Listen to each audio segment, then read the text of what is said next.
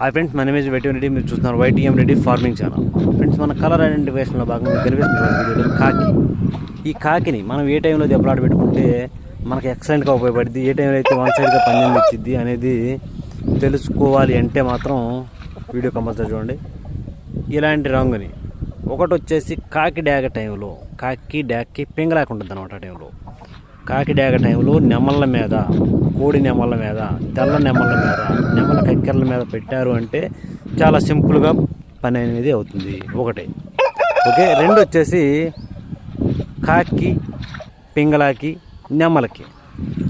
ఈ టైంలో కాకి పింగళాలకి, కాకులకి చెప్తాను అనమాట మన కలర్ అప్డేట్లో.